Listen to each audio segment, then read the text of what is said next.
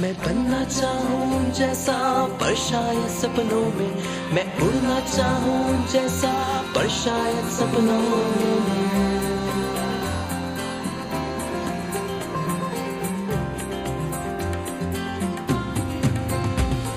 सपनों की है उड़ान, कांटे बन गए फूल समान, रोक न पाए वो मुझको मुट्ठी में मेरी है आसमां।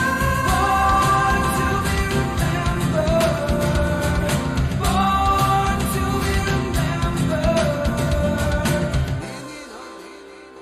हेलो फ्रेंड्स, मैं हाजिर हूँ आपके favourite show born to be remembered में। आज के शो में आपके लिए वर्ल्ड फेमस पर्सनालिटीज के बर्थडे सेलिब्रेट करेंगे और आपको उनकी जिंदगी के कुछ अनछुए पहलुओं से रूबरू करवाएंगे। तो चलिए शुरू करते हैं आज का शो और आपकी हिस्ट्री की नॉलेज को थोड़ा इम्प्रूव करते हैं। तो सबसे पहले शुरुआत करते हैं इतिहास से और आपको इतिहास की सैर पर ले चलते हैं और जानते हैं कि आज के दिन क्या खास हुआ। तो दोस्तों, आज का दिन काफी खास है क्योंकि आज है वर्ल्ड अर्थ डे। वर्ल्ड अर्थ डे की शुरुआत आज ही के दिन 1970 को हुई और 2009 में यूनाइटेड नेशंस ने इसे अडॉप्ट किया और आज लगभग 192 देशों में हर साल 22 अप्रैल को अर्थ डे मनाया जाता है। तो आइए आज अर्थ डे पर हम भी ये शपथ लें कि अपनी धरती और अपनी कुदरत को हमेशा सहेज कर रखेंगे। what about killing fears? Is there a time? What about all the things that you said was yours and mine? Did you ever stop to notice all the blood we shed before? Did you ever stop to notice this crying earth, this weeping shore?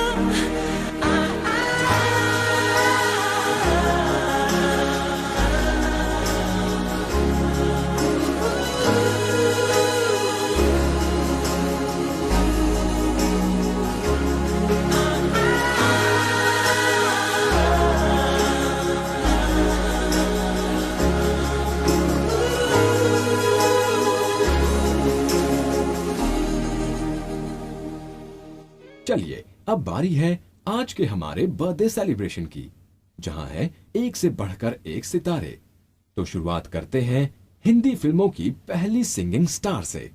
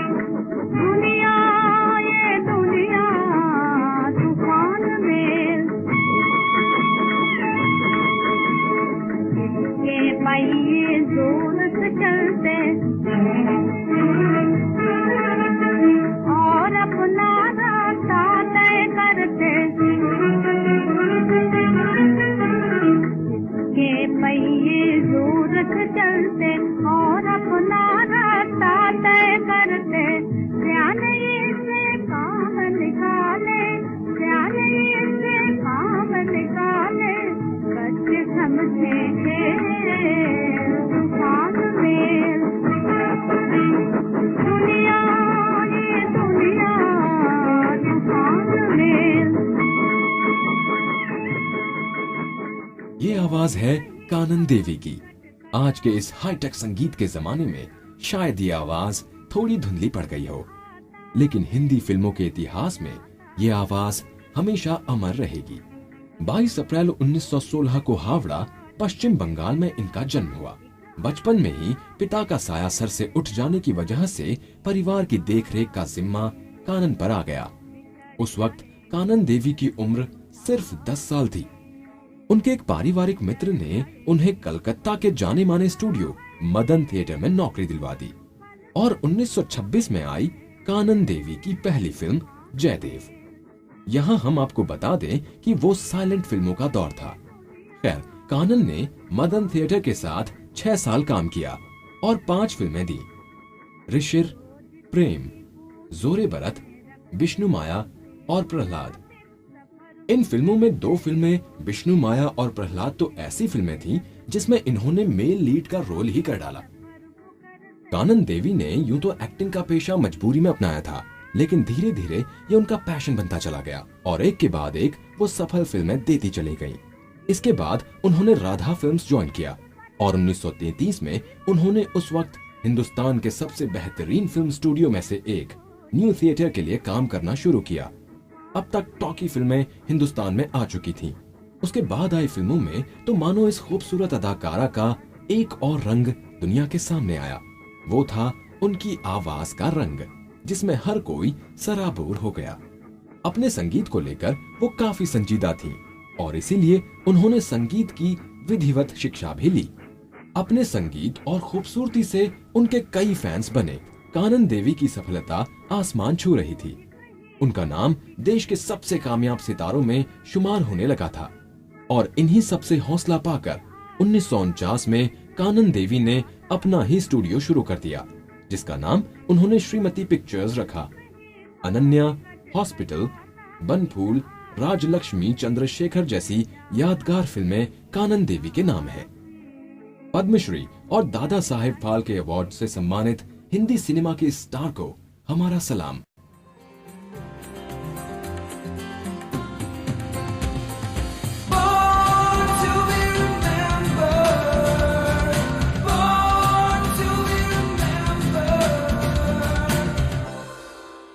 कानन देवी के बाद अब उस फिल्मी सितारे की बात, जिसकी असल जिंदगी भी किसी फिल्मी कहानी से कम नहीं थी।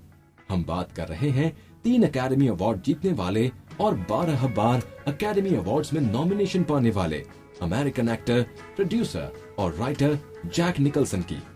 22 अप्रैल 1937 को स्टेज डांसर जून फ्रांसिस निकलसन और डोनाल्ड फर्सिलो के घर जैक का जन्म हुआ। बचपन में ही उनके माँ बाप के अलग हो जाने की वजह से जैक को उनके नाना नानी ने पाला। जैक अपने नाना नानी को ही अपने असली माता पिता समझते थे और अपनी माँ को अपनी बड़ी बहन। और 1975 में एक अखबार में जैक निकलसन की जिंदगी पर एक फीचर छपा, जिसके जरिए जैक को ये पता चला कि जिसे वो अपनी बड़ी बहन समझते हैं वो असल में उनकी माँ है और जिन्हें वो अपने माँ बाप समझते हैं वो उनके नाना नानी है। ये बिल्कुल किसी टिपिकल मसाला मूवी के प्लॉट के जैसा था। जैक के करियर की अगर बात की जाए तो उनका करियर बी ग्रेड फिल्मों से शुरू हुआ। उन्होंने कुछ एक टीवी सीरियल्स में भी काम किया, लेकिन एक्टिंग में कोई खास सफलता न मिलती देख जैक ने डायरेक्शन में अपनी किस्मत को आजमाने की सोची। लेकिन एक्टिंग का जुनून उनके अंदर खत्म नहीं हुआ और 1969 में उनका एक्टिंग करने का सपना पूरा हो गया। फिल्म थी इजी राइडर। एक वकील के किरदार में लोगों ने उन्हें इतना पसंद किया कि उन्हें मिला उनका पहला ऑस्कर नॉमिनेशन। साथ ही 1975 में आई उनकी film one flu over the cuckoos nest के लिए उन्हें मिला बेस्ट एक्टर का Oscar award. And the winner is Jack Nicholson in One Flew Over the Cuckoo's Nest. Well, I guess this proves there are as many nuts in the Academy as anywhere else. But since you gave me the chance, I'm really happy to get an opportunity to thank all of the guys in the company, all of the Phoebes Brigade.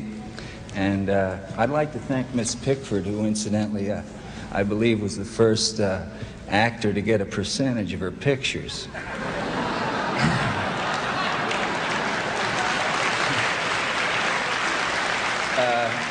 And speaking of a percentage, last but not least, my agent, who about 10 years ago advised me that I had no business being an actor. Thank you. साल 2006 में आई इनकी film the departed में इनका character बहुत ही दिलचस्प रहा। आइए सुनाते हैं उनकी इन्हीं फिल्म से आपको ये dialogue. The Knights of Columbus were real headbreakers, true guineas. They took over their piece of the city. 20 years after an Irishman couldn't get a job, we had the presidency. May rest in peace. I don't want to be a product of my environment. I want my environment to be a product of me. A Few Good Men, Prizzi's Honor, Baton, Mars Attacks, The Bucket List, The Last Detail जैसी जबरदस्त फिल्में देने वाले Jack Nicholson एक art collector भी हैं। कहा जाता है कि उनके पास दुनिया के सबसे बेहतरीन आर्ट पीस मौजूद हैं, जिनकी कीमत लगभग $100 मिलियन है। अपनी जिंदगी के 76 बसंत देख चुके जैक निकलसन आज भी अपनी जिंदगी पूरी जिंदा दिली से जीते हैं। तो इस जिंदा दिल कलाकार को हमारी तरफ से हैप्पी बर्थडे।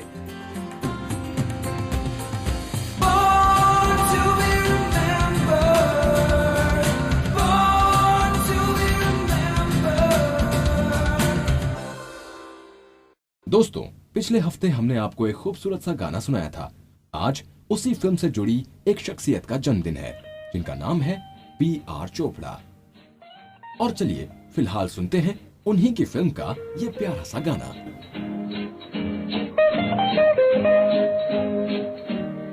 आगे भी जाने न तू, पीछे भी जाने न तू, जो भी है बस यही एक पल है।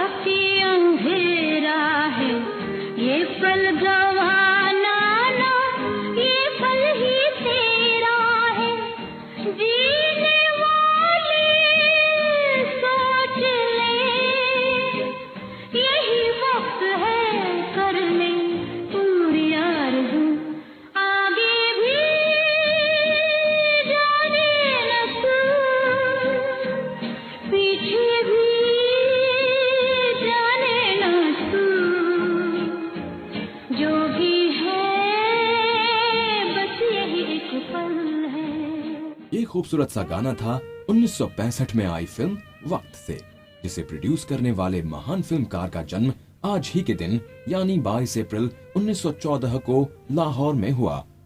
ये थे बलदेव राज चोपड़ा, जिन्हें हम B.R. चोपड़ा के नाम से जानते हैं। जनाब B.R. चोपड़ा को शुरू से ही फिल्मों से बड़ा प्यार था। शायद इसीलिए इंग्लिश लिटरेचर से MA करने के बाद वो टीचिंग के प्रोफेशन में ना जाने के बजाय फिल्म जर्नलिस्ट बन गए और सिने हेराल्ड जनरल में उनके लिखे फिल्म रिव्यू छपने लगे। 1947 के दंगों के बाद अपना सब कुछ खो चुके B.R. चोपड़ा का परिवार मुंबई आ गया। मुंबई जैसे सपनों के शहर में आते ही मानो B.R. चोपड़ा के सपनों को भी नई उड़ान मिल गई और 1949 में आई बतौर प्रोड्यूसर उनकी पहली फिल्म करवट, जो कुछ खास कमाल न दिखा पाई। लेकिन बिना हिम्मत हारे B.R. चोपड़ा 1951 में अपनी दूसरी फिल्म लेकर आए। ये फिल्म थी अशोक कुमार स्टारर अफसाना, जो कि सिल्वर जुबली रही। 1955 में B.R. चोपड़ा ने अपना खुद का फिल्म बैनर शुरू किया, जिसे नाम दिया B.R. फिल्म्स, और B.R. बैनर के तले बनी पहली फिल्म एक ही रास्ता, जो कि 1956 में आई। विधवा पुनर्विवाह पर बनी ये फिल्म दर्शकों को खूब पसंद आई। इसके बाद नया दौर, कानून, गुमराह और हमराज जैसी फिल्मों ने तो बॉक्स ऑफिस पर सफलता के सारे रिकॉर्ड तोड़ दिए। B.R. चोपड़ा की फिल्मों की USP होती थी उनकी फिल्मों की कहानी, जिसका सरोकार सीधा आम आदमी की जिंदगी से होता था, और दूसरा उन फिल्मों का बेजोड़ संगीत। B.R. फिल्म्स ने फिल्मी दुनिया में अपनी सफलता के झंडे गाड़ने के साथ ही साथ टीवी पर भी कई यादगार काम किए। महाभारत तो आपको याद ही होगा, हमें अच्छे से याद है। जब संडे को वो टेलीकास्ट होता था तो पूरी सड़कें सुनसान हो जाती थी और सभी लोग अपने टीवी सेट के सामने ही नजर आते थे।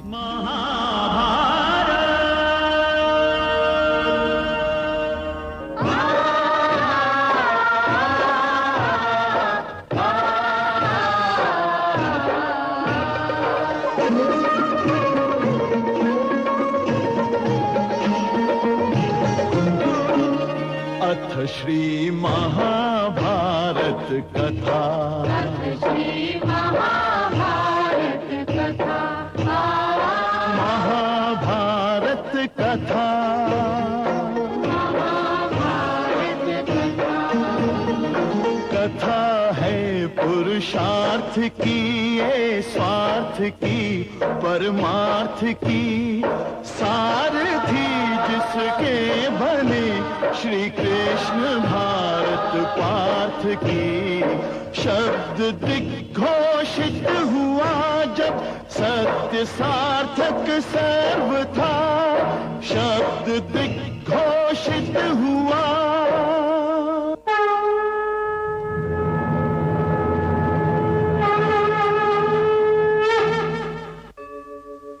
यदा यदा हि धर्मस्य ग्लानिर्भवति भारत, अभ्युत्थानम् अधर्मस्य तदात्मानं सृजाम्यहम्, परित्राणाय साधु।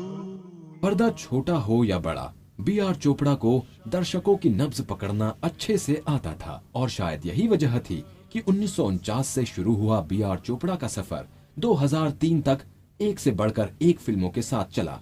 2003 में आई उनकी फिल्म बागबां इसी का नमूना है।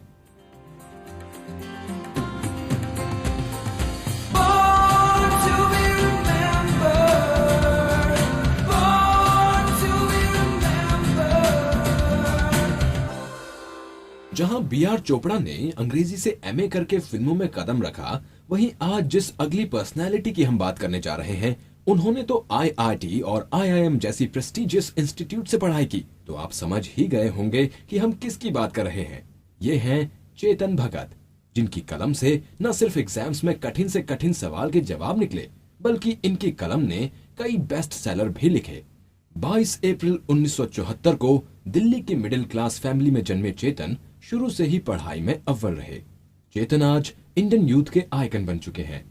उनकी novels 5 Point Someone, One Night at the Call Center, The Three Mistakes of My Life, Two States, Revolution 2020, Love, Corruption, Ambition शायद आज हर यूथ की फेवरेट हैं।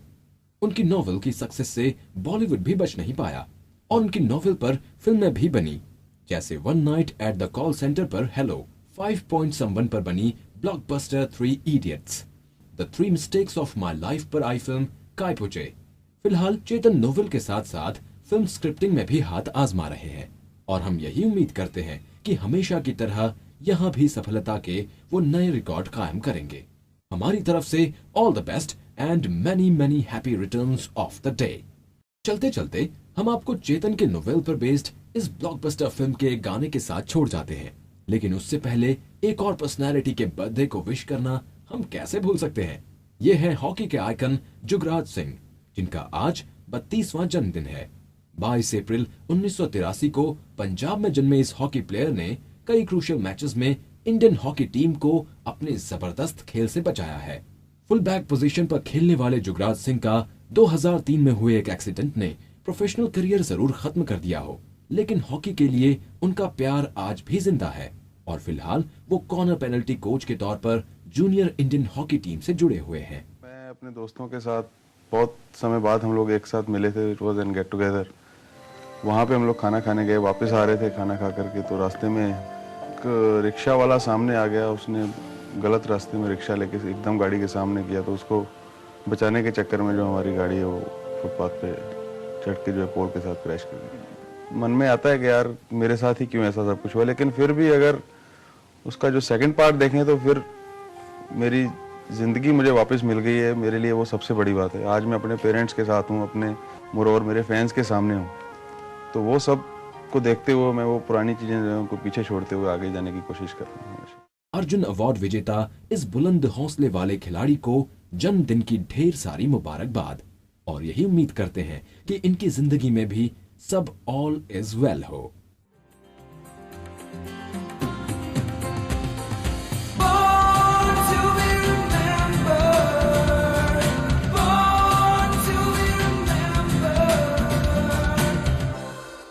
तो इसी के साथ मुझे दीजिए इजाजत और वादे के मुताबिक आपके लिए 3 Idiots का ये गाना मेरी तरफ से गुड बाय। सारी उम्र हम मर मर के जी लिए, एक पल तो अब हमें जीने दो।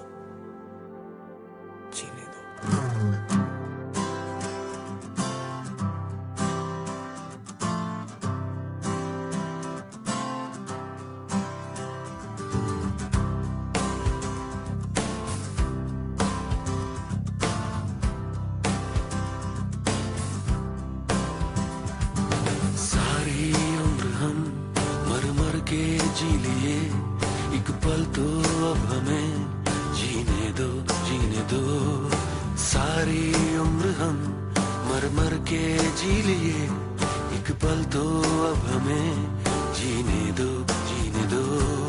ना ना ना ना ना ना ना ना ना ना ना ना ना ना ना। Give me some sunshine, give me some rain, give me another chance. I wanna grow up once again. Give me some sunshine, give me some rain, give me another chance. I wanna grow up once again. कंधों को किताबों के बोझ ने झुकाया, रिश्वत देना तो खुद पापा ने सिखाया। 99% मार्क्स लाओगे तो घड़ी वरना छड़ी, लिख लिख कर पड़ा हथेली पर अल्फा बीटा गामा का छाला। कॉन्सेंट्रेटेड H2SO4 ने पूरा बचपन जला डाला। बचपन तो गया, जवानी भी गई, एक पल तो अब हमें जीने दो, जीने दो। बचपन तो गया, जवानी भी गई, एक पल तो अब हमें जीने दो, जीने दो।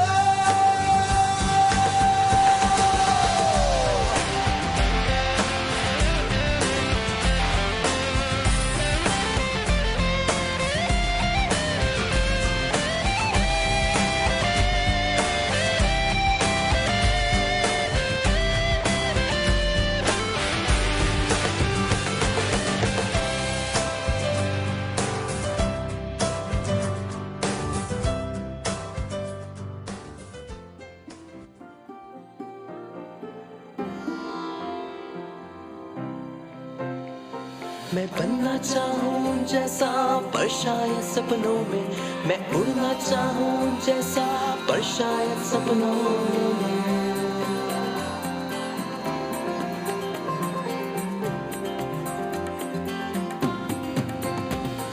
सपनों की है उड़ान, कांटे बन गए फूल समान, रोक न पाए वो मुझको मुट्ठी में मेरी है आसमान।